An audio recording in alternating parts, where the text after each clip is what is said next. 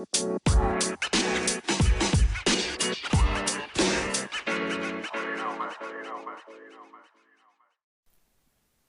right, guys, we're back to this Game and Compute podcast. And here we like to talk a lot about how you're going to get your side hustles up and running, different things you can do. Guys, I've been really lucky lately. I've posted some information about Fiverr and how you can use that to scale up your business or to start even getting your first initial sales. Guys, I'm telling you, once you've been able to make one sale, two sales, and you analyze what happened, you can figure out what happened, what's working, what you did, what was done, how these people actually came to your space of business online. You're going to start making more and more sales because you're going to know, you want to figure out what's the key ingredient, right? It's almost like when you're cooking something, right? And you're like, yeah, this it tastes good, but it tastes like everybody else's. And then you just keep trying different stuff and trying different stuff and keeping note of it. And then all of a sudden you find that nutmeg or that one ingredient where you're just like, this is the one. This is what it's been missing. And so every time you cook that dish, now you're going to use that ingredient because you know it works. You know it's the most effective for the best flavor. You want to find out for your online business what's the most effective. Fiverr can get you rolling on that, and I'm gonna start posting links in the description. So I'm a Fiverr affiliate, and if you sign up, I do get a commission on that, and also, it's free for you to sign up. So if you want to sign up, go on and do it. And if you want to sell things on Fiverr, services that you know how to do, you can always post up on there and see if people want to buy from you. You can also go on there and you can purchase support from other people. And so here's something I was wanting to talk about more and more is about research. So I come from research design, mostly in social sciences, and I've dabbled in research design in other places too. And I'm really into digital marketing research. The reason behind that is, you can become more self-sufficient and make money if you know how to research and market and get products sold, right? So market research is very important for that, guys. So I want to start going through steps about how you can actually do market research. So this is just going to be a very general overview, right, of what research looks like.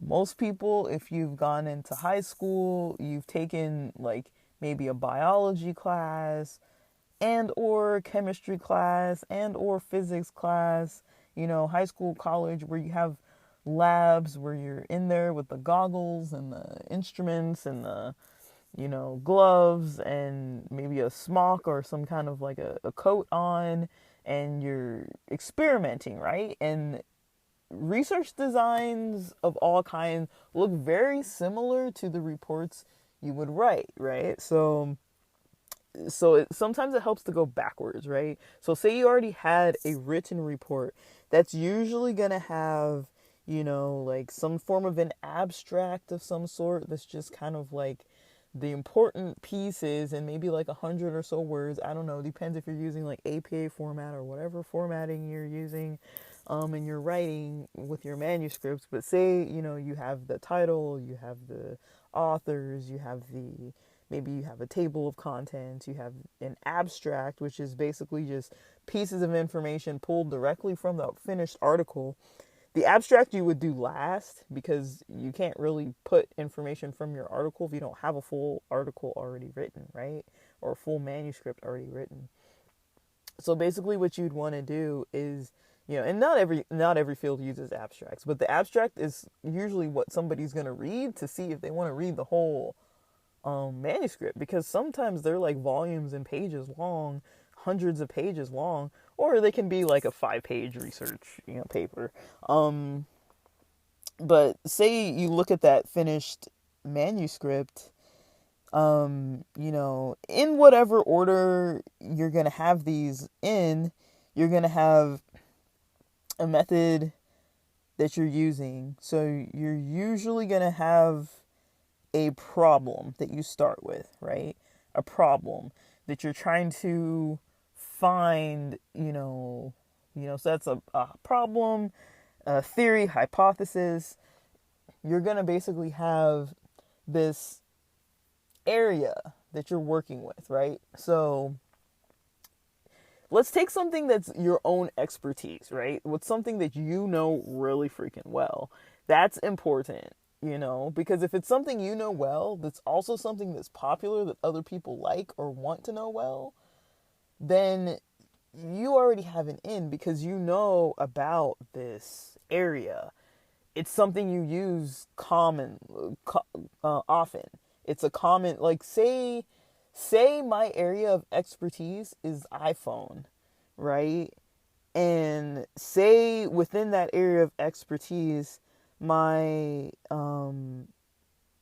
problem are the hypothesis or the theory and everything. All those words aren't interchangeable, actually. I'm just kind of using them all in the same category. Like, theories are usually kind of general overall, and then a hypothesis is something that you're trying to prove. I don't want to get all into the statistics behind all this stuff. Like, there's so much more involved. But I wanted to make this general, and I feel like each one of these subheadings would be like a complete, like like a whole complete book of its own. But basically, if you have a problem that you're looking at, so say for example I'm looking for a product, that I'm trying to create a product, right, to solve a problem. Because when you're doing like e-commerce and market research for like digital market research, a lot of times people are trying to sell either a service that's going to solve a problem, or they're going to sell a product that's going to help, that has less problems than the other available products have. If it's a newly branded product, or they're going to sell like whichever product is already the most popular. And you're going to have a lot of competition there. Or you're going to sell maybe like a course so people can, solve the problem of not having the information that they need to actually move forward with the goals that they're trying to reach, right? So those are usually kind of the 3 categories that you would look at when it comes to digital marketing. You're usually going to look at those 3 categories. And you want to, formulate this research problem, so that can be anything from, if we're looking at iPhones as my expertise, I haven't had this problem with the newer models. I have the X, the 10, but I'd say with the 6, with the 4, with the 5, it was pretty common, I think. People breaking their screens, that's a pretty common problem. Another common problem is the batteries that go out. Another common problem is having to go through multiple sets of earbuds and charging cables. Those are like 4 things that I would say, at least with the cables and the earbuds, those come up often. I don't know anybody who's used the same set that the iPhone comes with all the way start to finish, for like, maybe if you've had it for like a year or 2. Usually the headphones go out. Usually the charging cable goes out, and it's just because they have wires, and you're usually plugging, unplugging. And with the newer versions, unless you have Bluetooth headphones, you only really have one port. You don't have a port for the earbuds, for that 3.5mm cable, that classic, headphone cable, to be plugged in anymore. So those would be areas that you would want to maybe look at because everybody's going to come across those issues. So when it comes to iPhones, what are some areas that you can improve? Like, what's a problem that's coming up? How are you going to formulate your problem? What are you trying to serve, in the community? What are you trying to improve on? These are just kind of my own examples.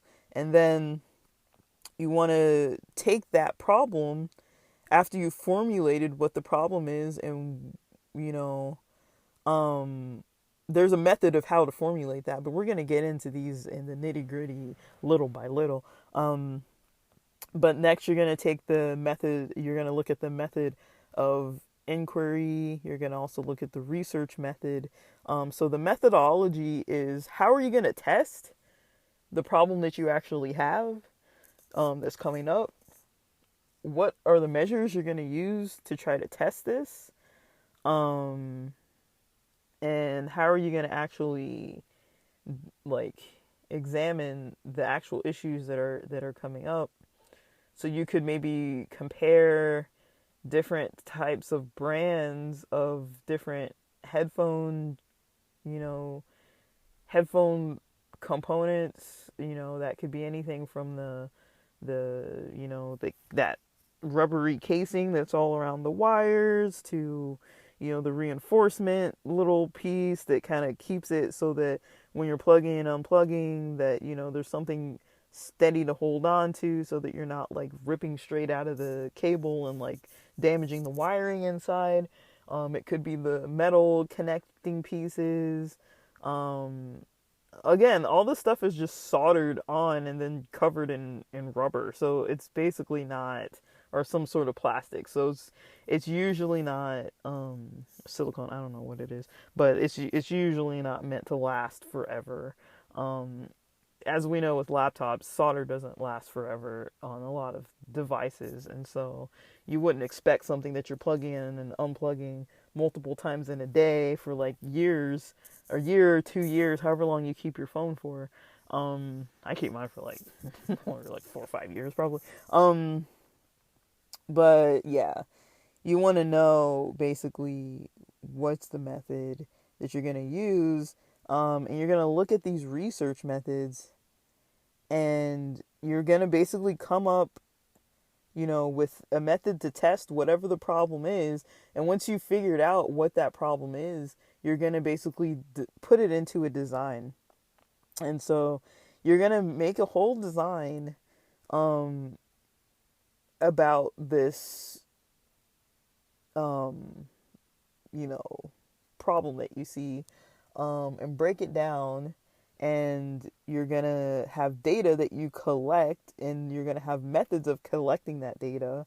Maybe you're surveying people, about the wires. Maybe you're searching online and reading articles and making like check marks of like, okay, like all the reviews said this about this one, or all, maybe you're finding, you're doing the research on your own online, and you're not actually going out in the community getting things from people. Maybe it's an online survey that you're pushing out.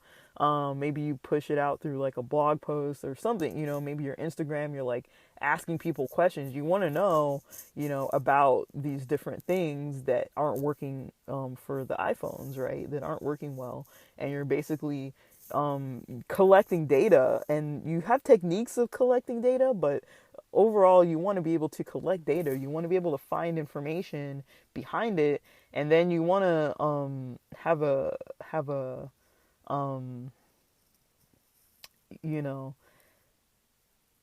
you want to be able to basically collect accurate data, right? Not just people that are pissed off about like something.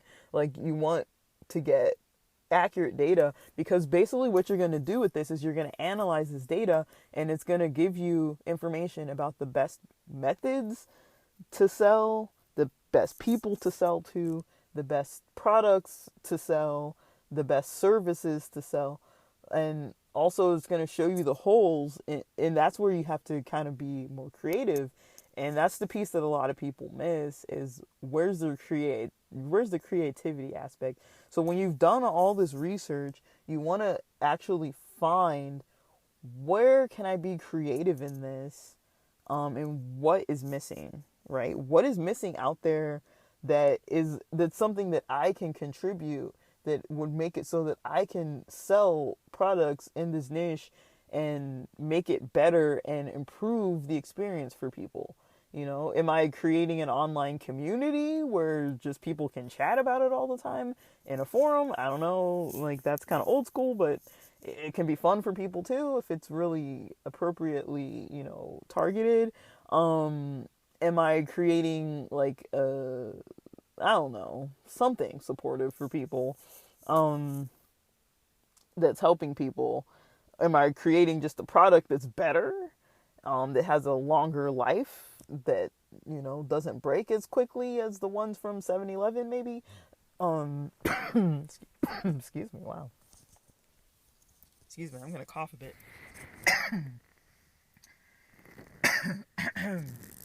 Excuse me. Kind of choked there on my saliva. Um, but what is it that is actually going to be collected, as far as the data? And then you're going to analyze and interpret this data. So once you've analyzed it, you're going to interpret it. And we're going to get more into the details of what this looks like. But when you've analyzed your data, what you're going to have is the results of all the data that you've collected based on all of the hypotheses that you come up with, and based on this whole design and this methodology that you put into collecting the data, that's supposed to spit out information for you that is helpful and useful and important for your business. And once you interpret this, analyze data, once you interpret all those results, you're going to basically know, what it is that's out there, what it is that the data is showing you. And it depends how you collect it, what you're collecting. It has to be appropriate type of collection for the type of method. The data and the, excuse me, the data and the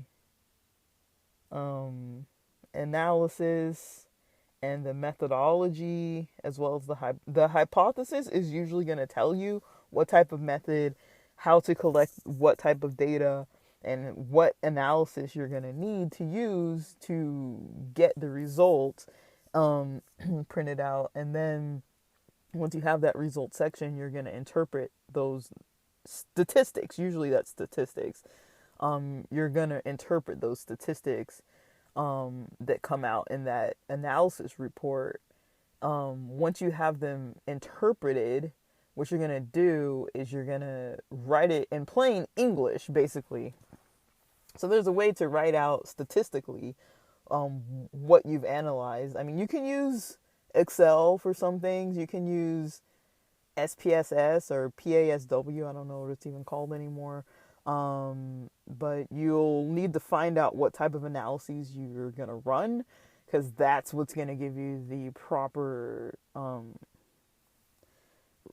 results section, and then you're going to be able to interpret those results in plain English. And again, the point that I want to make here, that's the biggest tip, is creativity. So once you've interpreted and you find out what it is that is needed and what the numbers are showing you and what the analysis shows, basically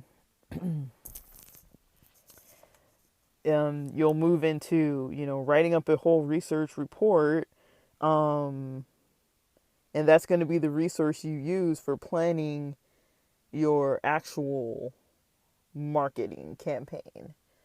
And so this can help you to find a product. This can help you to find an area or a niche. It can help you to figure out which direction to go with things. I mean, some people just want to buy and resell. That's fine. Some people want something a little more in depth with, like, let me create an actual branded product that's similar to other things out there, but maybe you want to create like a social environment online around it. Maybe you want to create just a better overall product that lasts longer, that is better. These are things to consider. And then that's just the very beginning because you haven't even done anything yet at that point. But yeah, we'll be talking more about that. But let me know what you guys think. This is just a general overview again, guys. So I don't want to like overwhelm people. But if you don't know how to make your own, um, design your own research, it can save you a lot of money from paying market researchers. You can learn how to do this yourself. So I'd recommend it.